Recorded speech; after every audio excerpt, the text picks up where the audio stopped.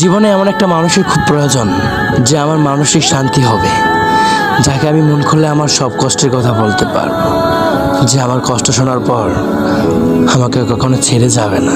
আজকে চলে আসলাম বিয়ের গায়ের হলুদে। হলুদ দেওয়ার পর খুব ভালো কাটছিল মুহূর্তগুলো।